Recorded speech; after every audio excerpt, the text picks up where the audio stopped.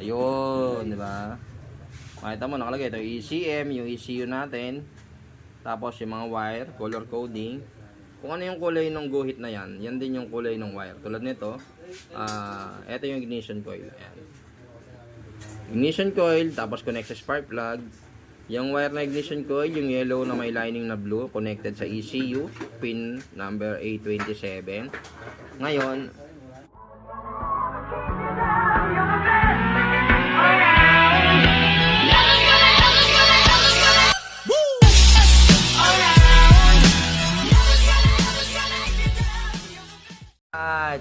good morning mga bossing, good morning. Okay, vlog lang tayo ng konti, okay?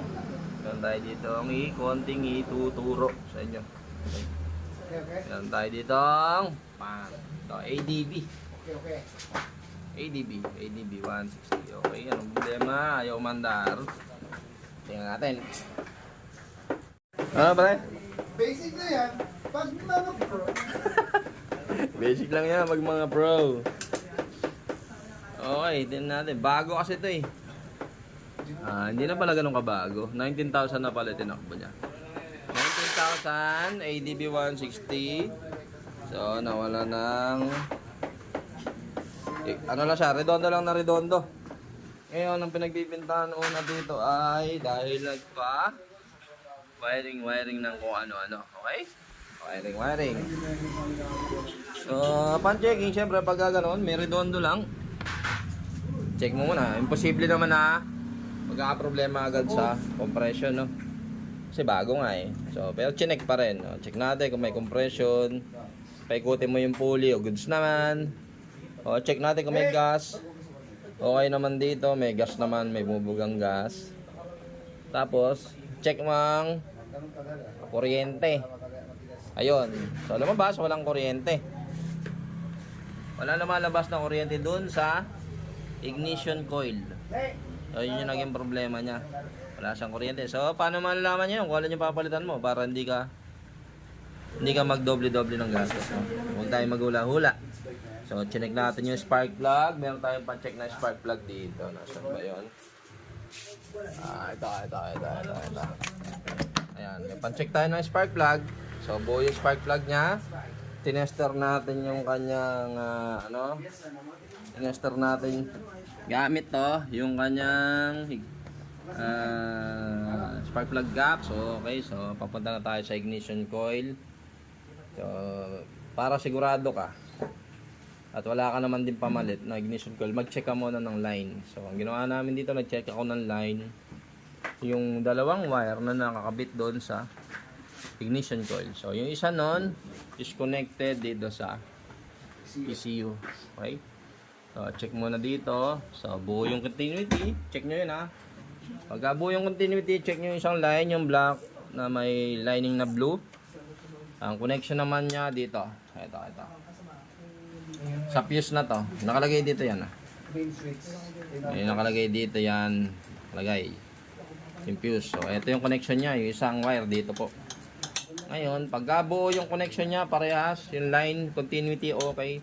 So, isa na lang ang problema mo. Ignition coil. So, ganun yung nangyari dito. Ignition coil ang problema. Saka na ignition coil niya. Ayan. So, ito yung kanyang ignition coil. Diba, bagong-bago yung motor, nasira ignition coil. Ano ba yun? Yan ang problema. Ang bago ng motor eh. Ito, 160 ADB. Diba? Pero, nasira yung ignition coil. Kung ano yung kinasira, hindi ko alam. So, importante, nakita ko na yun ang sira. Okay? Testing mga boy. Ayun, mandar na. Diba? Ganun lang ka-basic. So, paano natin nakita agad yung linya? Ito, malaking tulong. Okay, diba? Siyempre, hindi mo naman kaysa magpakahirap ka ng pagdo-troubleshoot. Ay, nakapatay pala ang kupal. Teka lang, buhayin lang natin. Wait. Okay, so ito na tayo. Ito na, dito natin madali makikita yan, no? All mo to. Para hindi mahirapan, Hindi ako nahirapan talaga. Although kaya naman din na ano, wala pala tayong wifi.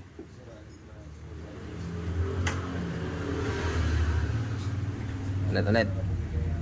Although kaya din naman i-trace ng mano-mano, kaso nga lang, kagaya nun, yung wire ng ignition coil, wala dito. So siyempre isipin mo dito dito mahanapan so wala siya. Mga problema ka ngayon kung saan mahanapin. Okay? So ito meron dito ang madali ito Hindi pala tayo nakakonect sa internet, ang kulit.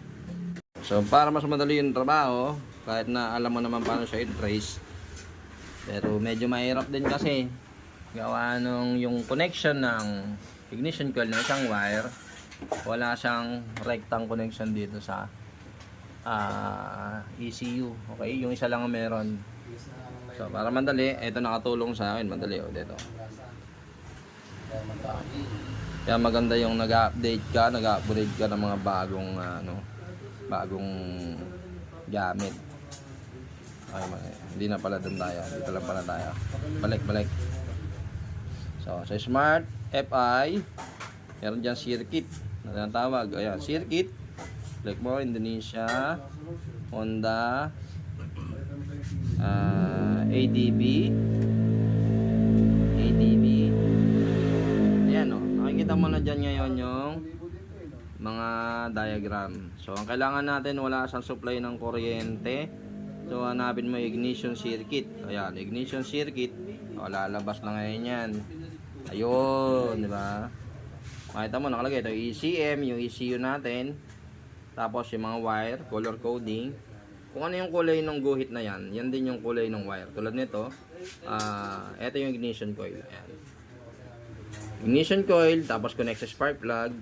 Yung wire na ignition coil, yung yellow na may lining na blue, connected sa ECU, pin number A27. Ngayon, yung isang wire naman niya ay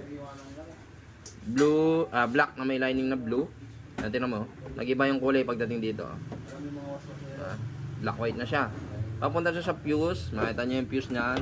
Ayun yung sinasabi kong fuse na isa doon, 10 amperes. Connected sa main relay.